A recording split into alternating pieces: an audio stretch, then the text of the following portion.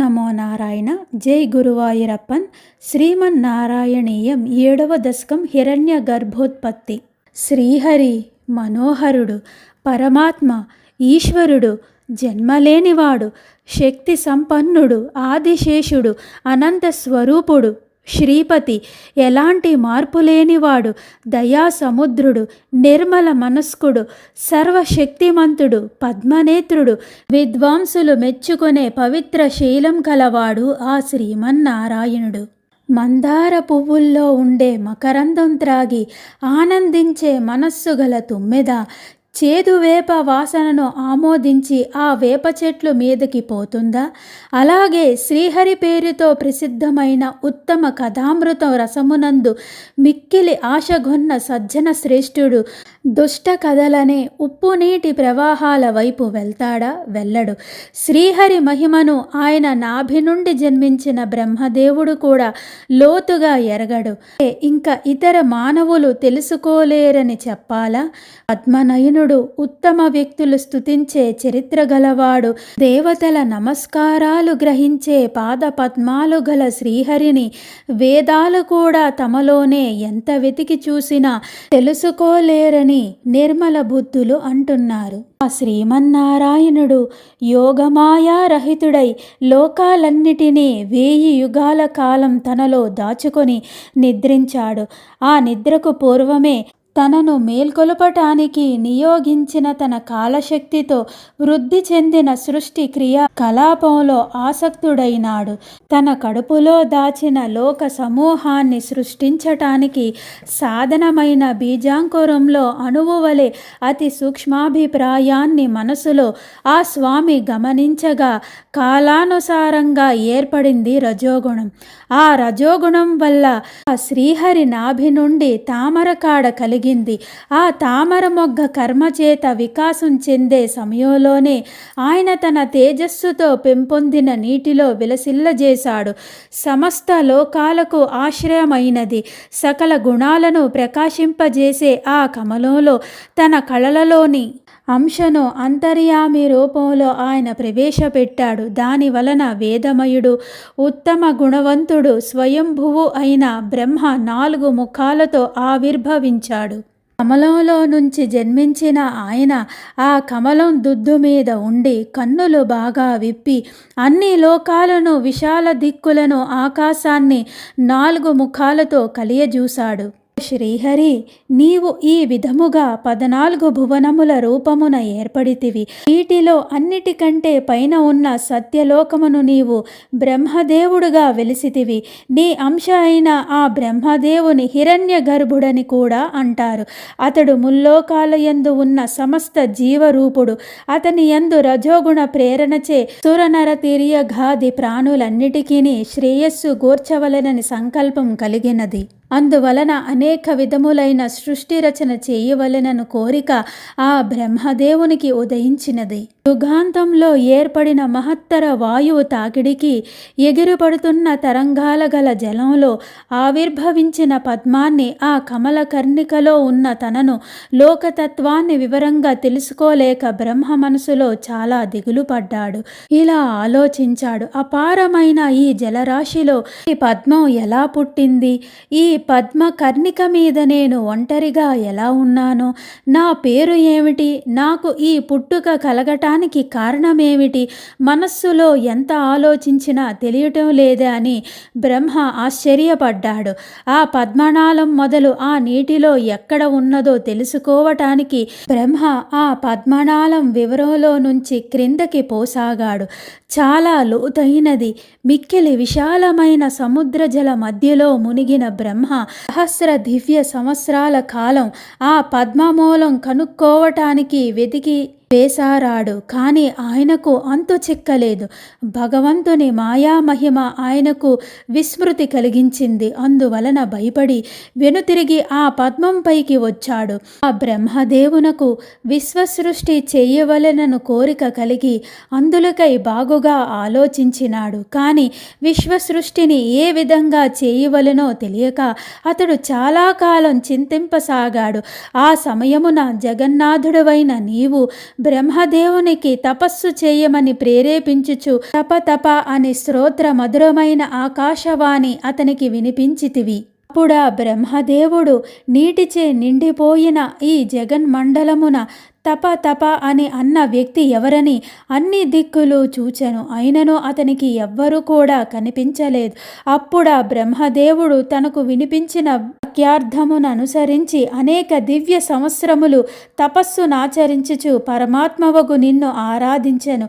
ఆ యోగ సాధనతో కలిగిన విజ్ఞానం కలిగి ఉన్న బ్రహ్మ హృదయమనే కమలం దుద్దు మీద ఉన్న తనను గన్న తండ్రిని చూడలేకపోయాడు.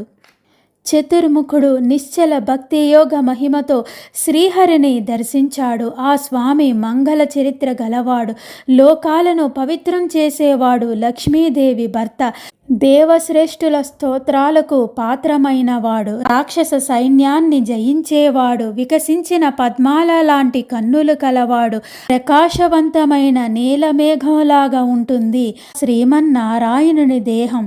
ఆయన వాహనం గరుత్మంతుడు. అనేక దివ్య సంవత్సరములు తపస్సునాచరించుచు పరమాత్మవగు నిన్ను ఆరాధించెను. అందువలన నీవు సంతుష్టుడివై బ్రహ్మదేవునికి నీవు నివసించే వైకుంఠమును చూపించితివి. ఆ వైకుంఠము చూచుటకు అద్భుతముగా నుండెను. ఆ మహాత్ముడు శేషశయ్య మీద శయనించి ఉన్నాడు. ఆదిశేషుని పడగలు గొడుగులలాగా ఉన్నాయి. ఆ పడగల మీద ఉన్న నూతన రత్నకాంతి ప్రళయకాలంలో అంధకారాన్ని అణిచివేస్తున్నట్లు ఉంది. ఆ జలాలలో ఆ శేషుని శరీరం కొంగ్రొత్త తామరపు కాడలాగా ఉంది. మహాత్ముడువైన శ్రీమన్నారాయణుని శరీరం మరకత పర్వతంలాగా ఉంది. పచ్చని పట్టుబట్ట వెలుగులు సంధ్యాకాలంలోని మేఘకాంతి వలె ఉన్నాయి. మనోహరమైన బంగారు కిరీటం ఆ పర్వతానికి శిఖరం అయింది. ఆ స్వామి మెడలో ముత్యాల హారాలు కొండ చర్యల మీద ప్రవహించే ప్రవాహ సమూహాల్లాగా ఉన్నాయి. ప్రభువు మెడలో శోభిల్లుతున్న తులసి మాలికలు పర్వత తటాల్లో పుట్టిన ఔషధీ లతల వలె ఉన్నాయి. చక్కని స్వామి భుజాలు సమీపంలో ఉండే వెదురు గడల వలె ఉన్నాయి. హరిపాదాలు ఆ పర్వతం ముందున్న చెట్లు గుంపుల వలె ఉన్నాయి. శ్రీమన్నారాయణుని దివ్యదేహం పరిమితి లేనిది, సమస్త లోకాలను తనలో ఇముడ్చుకొని ఉన్నది. చాలా విశాలమైనది, ఎత్తైనది. ఆ స్వామి ధరించిన నానా విధాలైన విచిత్రమైన దివ్యమణుల గల అలంకారాలను తన కాంతితో మిక్కిలిగా ప్రకాశింపజేస్తున్నది. ఆయన పాదపద్మాలు ఎన్నో కోరికలు తీరాలని వేదోక్త మార్గంలో సేవించే పురుషులకు కామధేనువు అనిదగినట్లుగా ఉన్నాయి. ఆయన పాదాలు తెల్లని గోళ్ల మనోహరమైన సూదంటి కాంతితో పోటీపడి ఓడిపోయి స్వామి దయాపాత్రుడైన చంద్రుడు అనేక రూపాలు దాల్చి ఆయన పాద పద్మాలను ఆశ్రయించాడో అన్నట్లు ఉంది.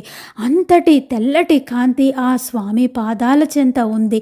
లక్ష్మీదేవికి భూదేవికి దిండు లాంటి స్వామి తొడలు అల్ల అరటి బోదల వలె ఉన్నాయి.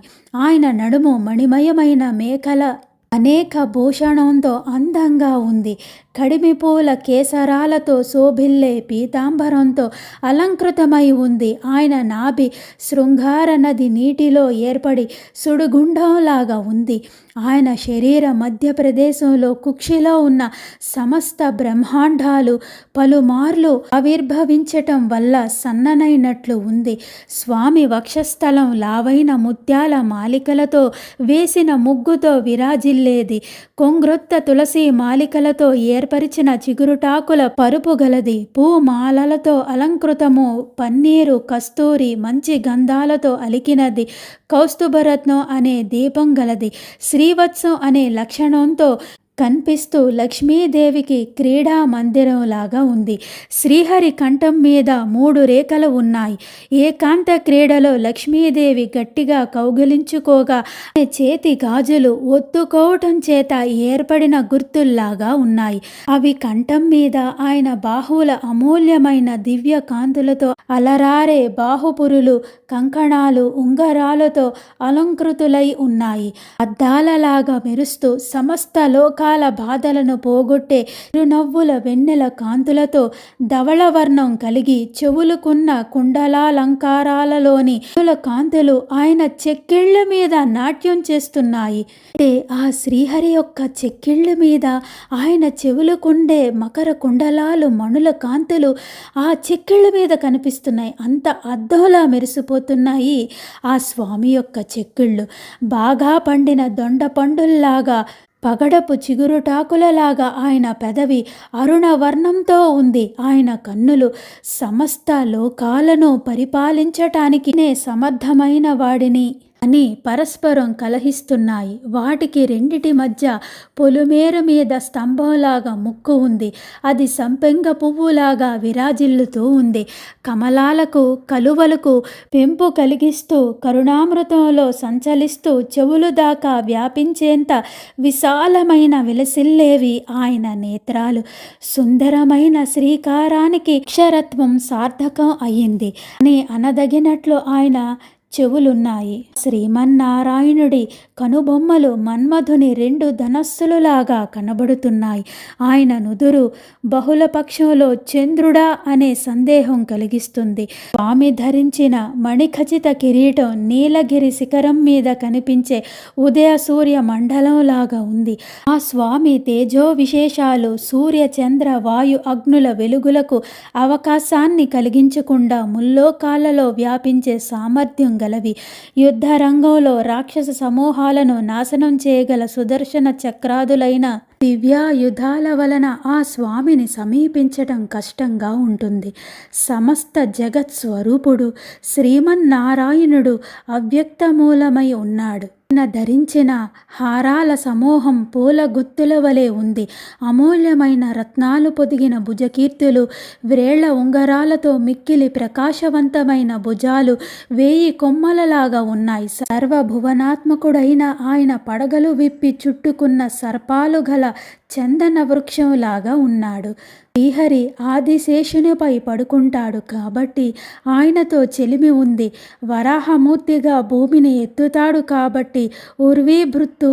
ఆయన 1000 శిరస్సులు అమూల్యమైన బంగారు కిరీటాలు కలిగి ఉంటాయి. జలంలో ఉంటాడు. ఆయన వక్షస్థలంలో కౌస్తుభరత్నం హారంలో ఉండి మెరుస్తుంది. చాలా విశాలమైన అర్థం జ్ఞానం స్థుతులు అనే మకరందంతో ఆనందిస్తూ వేద సమూహం అనే తుమ్మెదల చుట్టూ ఉండటం చేత కలిగిన శోభలు వచ్చి కీర్తి అనే పూలమాలలు ధరించి ఉన్నాడు. అలాంటి శ్రీమన్నారాయణుని ఆ బ్రహ్మదేవుడు దర్శించాడు. పాపరహితుడు, సమస్తానికి ప్రభువు, చివర లేనివాడు, ఐశ్వర్యశాలి, ప్రపంచమంతా గౌరవింపదగిన చరిత్ర గల శ్రీహరిని నాభిలోంచి పుట్టిన పద్మాన్ని, జలాన్ని, ప్రళయ వాయువును, ఆకాశాన్ని బ్రహ్మదేవుడు ప్రపంచాన్ని నిర్మించాలనే దృష్టితో చూచాడు. మరింక ఏమీ చూడలేకపోయాడు. తాను చేయదలిచిన సృష్టి కార్యానికి కావలసిన బీజాంకురం కూడా ఆయనకు కనిపించలేదు.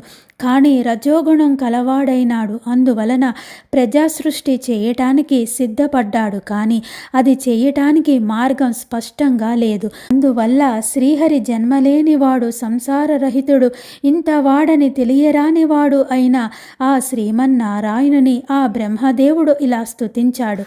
పద్మనేత్ర, నీ మాయకు సంబంధించిన త్రిగుణాల పరిమాణ కారణంగా కార్యమైన సృష్టి రూపంలో ప్రకాశించే నీ దివ్యరూప వైభవాన్ని మానవులు తెలుసుకోలేరు. భగవంతుడవైన కమలనయన, బాగా ఆలోచిస్తే నీ రూపాన్ని మించిన సత్యం బోధించేది ఇంకొకటి లేదు. కాబట్టి సాటిలేని నీ దివ్య రూపం నాకు ప్రత్యక్షమైంది. వరదాత, అంతేకాదు నాకు జ్ఞానోదయం కావటం చేత నీ రూపం నా అజ్ఞానాంధకారాన్ని నివారించింది. శాశ్వత దివ్య జ్యోతి సజ్జనులను అనుగ్రహించటానికి నీ దివ్య రూపం అనేకమైన నీ అవతారాలకు మూలమైన అలలారుతుంది.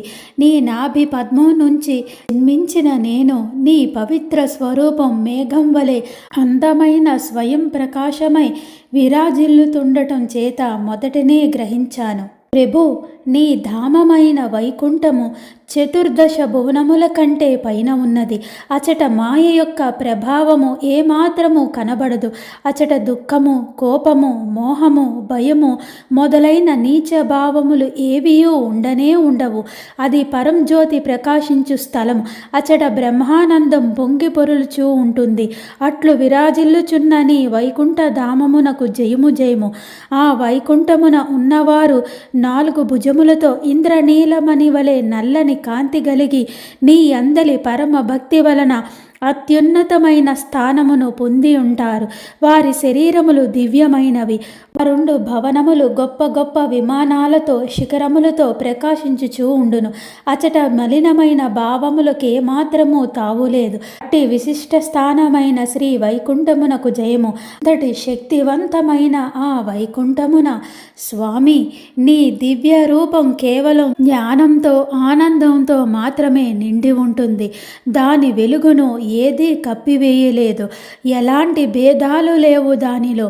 ప్రపంచాన్ని పుట్టించేది, ప్రపంచాన్ని కంటే విలక్షణమైనది, పంచభూతాలు పంచేంద్రియాలతో ఉన్న ఒకే ఒకటైనది. అలాంటి దాన్ని ఎక్కడా నేను చూడలేదు. అటువంటి నిన్ను ఆశ్రయించాను. అంతేకాదు జగత్తుకు శుభకరమైన స్వరూపం ధరించిన వాడివి. నిన్ను ఉపాసించే మాకు శుభాలు కలగాలని మేము నిరంతరం ధ్యానించటం చేత ఈ దివ్య రూపంతో దర్శనమిచ్చావు. ఇలాంటి నిన్ను నిస్వరవాదంతో నరకానికి పోయే నాస్తికులు, కుతర్కంతో వితండవాదం చేసే దురదృష్టవంతులు ఆదరించలేరు. వారు కృతకృత్యులైన మహాత్ములు నీ పాదపద్మాల యందు భక్తికి పరతంత్రుడు అవుతారు. కాబట్టి వారు తమ తమ హృదయ కమలాలలో నీ పాదపద్మాలను నిలుపుకుంటారు. కాబట్టి వాటిలో నీవు విరాజిల్లుతూ ఉంటావు. నీ పాదపద్మాలకు విముఖులైనంత కాలం ప్రాణులు ధనం, గృహం, మిత్రులు ఏమైపోతారో అని భయపడుతూ ఉంటారు. నశిస్తే దుఃఖిస్తారు. ధనాదుల యందు ఆశ కలగటం, అవి కారణంగా అవమానాలు కలగటం, వాటి కోసం తహతహలాడటం జరుగుతుంది. కష్టపడి సంపాదించిన దాని వలన నానా బాధలు కలుగుతాయి. దానికోసమని శ్రమపడటం అవుతుంది. మానవాత్ములకు నాయకుడువైన నిన్ను ఆశ్రయిస్తే అన్ని భయాలు పోగొట్టే మోక్షం కలుగుతుంది. మరికొందరు సమస్త పాపాలు పోగొట్టే నీ నామాలను స్మరించటం, కీర్తించటం మానివేస్తారు. కోర్కెలు తీర్చే పనుల్లో నేర్పు సంపాదిస్తారు. అందువల్ల వారికి భగవద్విషయక మతి చెడుతుంది. ఇంద్రియాలకు లొంగిపోయి అశుభకార్యాలు చేస్తూ ఉంటారు. వీటి వల్ల వాతాపిత కపాలనే 3 ధాతువుల మూలమున ఆకలి దప్పికలతో, చలి, వేడి, ఎండ, వానల వల్ల కలిగే దుఃఖాలతో, సుదీర్ఘమైన కామాగ్నితో, ఎడతగని కోపంతో తపిస్తూ ఉంటారు. వాళ్లను చూస్తే నా మనస్సు కలత చెందుతుంది. నీ మాయతో పరిభ్రమించే జీవుడు ఆత్మ శరీరాన్ని కంటే వేరు అని తెలుసుకునేంత దాకా నిష్ప్రయోజనం. తరింప వీలుగాని సంసార సాగరాన్ని దాటలేడు. మహాముని శ్రేష్ఠులైన నీ నామస్మరణ మరిచి ఇతర విషయాల్లో ఆసక్తులై పగటిపూట ఏవో వ్యర్థ ప్రయత్నాలతో సంచరిస్తూ ఉంటారు. నిద్రాసక్తులై కలలలో కనిపించే సంపదలకు ఆనందిస్తూ ఉంటారు. శరీరంలో కలిగే మార్పు వల్ల ఏర్పడే బాధలతో దుఃఖిస్తూ ఉంటారు.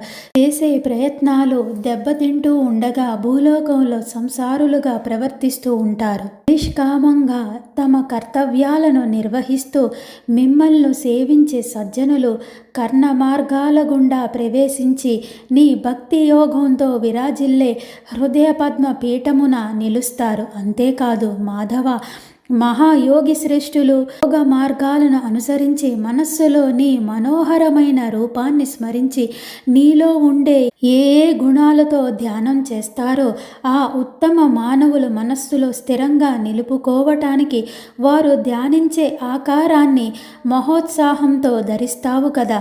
అచ్యుత, నీవు సమస్త ప్రాణుల హృదయాలలో ఒకే రూపంలో నివసిస్తూ ఉంటావు. మంచి మనస్సుతో, మిత్ర గుణాలతో నీ ధర్మక్రియలు వ్యక్తమవుతూ ఉంటాయి. పరాపరాలకు రెండిటికి ఈశ్వరుడివై వెలసిల్లుతుంటావు. దుష్టులకు దుర్లభమైన శాశ్వతమైన సర్వభూత దయతో దర్శనం ఇస్తూ ఉంటావు. లక్ష్మీకాంత, నీవు ఎల్లవేళలా నీ స్వరూప మహిమతోనే ప్రాణులకు కలిగే భేదాదులను భ్రమలను పోగొడుతూ ఉంటావు. సమస్త జనులకు ఆశ్రయం అయిన నీకు నమస్కరిస్తున్నాను. విశ్వ సృష్టికి, రక్షణకు, నాశనానికి అన్నిటికీ ఎల్లప్పుడూ కారణమైన నీ మాయా లీలను ఆశ్రయించి నటించే పుణ్యస్వరూప నీకు ప్రణామాలు అర్పిస్తున్నాను. పుణ్యాత్మ, నీ అవతారాలు, గుణాలు, కర్మలకు హేతువులైన రామ, కృష్ణ మొదలైన దివ్య నామాలను మానవులు మరణ సమయంలో చిత్త పరవశం కాగా స్మరించి జన్మ జన్మాంతరాలలో చేసిన పాపాలు పోయి మోక్షం పొందుతారు. పవిత్ర చరిత, శాశ్వత మంగళాకార, లక్ష్మీదేవికి నిత్య విహారమైన వాడ, భక్తుల పాలిటి పారిజాతమా, సంసార భయాన్ని దూరం చేసే స్వామి, అలాంటి దివ్యావతారాలు దాల్చేవాడివి, జననాథులు లేని నీకు నమస్కరిస్తున్నాను. దేవా, విశ్వవృక్ష స్వరూపుడువైన నీకు నమస్సులు. వృక్షానికి సృష్టి స్థితి నాశనాలకు కారణమైన నేను, నీవు, శంకరుడు మూడు పెద్ద పెద్ద కొమ్మలం, చతుర్దశ మనువులు, మరీచి మొదలైన ప్రజాపతులు, దేవతలు శాఖోపశాఖాలుగా దీనికంతకు నీవే మూలం. సర్వేశ్వర, ప్రళయకాలంలో ఏర్పడి ఉన్న పద్మంలో నేను జన్మించాను. నీ స్వరూపం దర్శించాలనే కోరికతో అనేక దివ్య సంవత్సరాలు తపస్సు చేశాను, అనేక యజ్ఞాలు చేశాను. అయినా నిన్ను దర్శించలేకపోయాను, భయపడ్డాను. అలాంటి నా యందు నీకు అకారణ దయ కలిగి నాకు సర్వలోకాలు నమస్కరించదగినది, ప్రసన్నమైనది, కోమలమైనది అయిన నీ ముఖపద్మం గల నీ దివ్య మంగళ సుందర మూర్తి దర్శనం కలిగింది. భక్తుల ఆర్తిని పోగొట్టే స్వామి, నీకు నమస్కారం. పరమపదము అయిన వైకుంఠమున లక్ష్మీదేవి నీ పాదపద్మముల పరిమళములందు మిక్కిలి ఆసక్తి కలిగి స్వయముగా అచట వెలిసియుండును. పెక్కుమంది దివ్యాంగనలు ఆమె చుట్టూ చేరి సేవించుచూ ఉందురు. మెరుపు తీగల వలె సుందరమైన ఆమె మనోహరమైన శరీరము విశ్వమందంతటను కాంతులను విరజిమ్ముచూ ఉండును. ఆ శోభలకు అందరును పరవశించుచుందురు. నీ వైకుంఠము దివ్య వైభవ శోభితము, ఆశ్చర్యజనకము. అట్టి దివ్యధామము నాకు ప్రసాదింపుము. శ్రీమన్నారాయణ బ్రహ్మదేవుడు అనేక సంవత్సరములు తపస్సు చేసి నీ అనుగ్రహమును పొందెను. అందువలన ఆయనకు వైకుంఠమునున్న నీ దివ్య రూప దర్శన భాగ్యము కలిగెను. నీవు రత్నమయమైన సింహాసనమున ఆసీనుడవై కోటి సూర్యుల కాంతులు గల కిరీటము, కంకణములు మొదలైన దివ్యాభరణములతో ప్రకాశించుచూ ఉందువు. ఇంకను నీ వక్షస్థలముపై శ్రీవత్స చిహ్నముండును. కౌస్తుభమణి ఛాయలచే నీ మేఘశ్యామల రూపము అరుణకాంతి లీనుచుండెను. నీవు సమస్త లోకములకు కారణభూతుడవు. నీ దివ్య రూపమును దర్శించు అదృష్టమును భక్తుడనైన నాకు అనుగ్రహింపుము. ప్రభు, నీ స్వరూపము నీలమేఘ ఛాయలతో కలువ సౌకుమార్యములతో ఉప్పుచు అన్ని దిక్కుల యందు దివ్య శోభలను వెదజల్లుచూ ఉన్నది. ప్రసన్నమైన నీ ముఖము కారుణ్యముతో నిండి చిరునవ్వును చిందించుచున్నది. మనోజ్ఞములైన నీ చతుర్భుజములు యందు శంఖ చక్ర గదా పద్మాలతో విరాజిల్లుచూ ఉన్నవి. నీ అద్భుతమూర్తి సృష్టికర్త అయిన బ్రహ్మదేవునకు ఆనందము గూర్చుచున్నది. అట్టి నీ దివ్య రూప దర్శన ప్రభావము వ్యాధులన్నిటినీ అంతరింపజేయుగాక. స్వామి, బ్రహ్మదేవుడు నీ పాదపద్మముల వైభవమును గాంచి ముగ్ధుడై తనను తాను మరిచిపోయెను. పిదప అంతులేని హర్షముతో మునిగిపోయెను. అంతట తాను కృతజ్ఞుడైనట్లు భావించి మిగుల ప్రీతితో నీ పాదములపై వ్రాలెను. పిమ్మట అతడు, ఓ ప్రభు, సృష్టి చేయుటకై నేను పడుచున్న ఆవేదనను నీవు ఎరుగుదువు. ద్వైతాద్వైత పరమైన నీ స్వరూప జ్ఞానము నాకు అనుగ్రహింపుము అని నిన్ను వేడుకొనెను. అట్టి పరమాత్ముడువైన నిన్ను నేను భజించుచున్నాను. ప్రభు, ఈ విధముగా బ్రహ్మదేవుడు ఎర్రని నీ పాద పద్మాలకు నమస్కరించినప్పుడు నీ మృదువైన హస్తంతో ఆయనను స్పృశించుచు ఇట్లనిటివి, విధాత, నీవు కోరుకున్నట్లు సృష్టి సంబంధమైన జ్ఞానము నీకు లభించును. కానీ నీవు ఆ కర్మబంధములో చిక్కుకోవు. ఇట్లు పలికి ఆయనను సంతోషపరిచితివి. అంతేగాక ఆయన హృదయమున చేరి ఆ బ్రహ్మదేవుడు చేయి సృష్టి కార్యమునకు నీవే ప్రేరణ గూర్చితివి. శ్రీకృష్ణ పరమాత్మ, ఓ గురువాయూరప్ప, నీవు నాపై దయదలచి నాకు ఆరోగ్యమును చేకూర్చుము తండ్రి. హరే కృష్ణ కృష్ణ కృష్ణ హరే హరే, హరే రామ రామ రామ హరే హరే. జై శ్రీకృష్ణ, జై గోవింద. శ్రీమన్నారాయణంలోని హిరణ్య గర్భోత్పత్తి అను 7వ దశకం సమాప్తం. శ్రీకృష్ణ, జై గోవింద, జై శ్రీరామ్.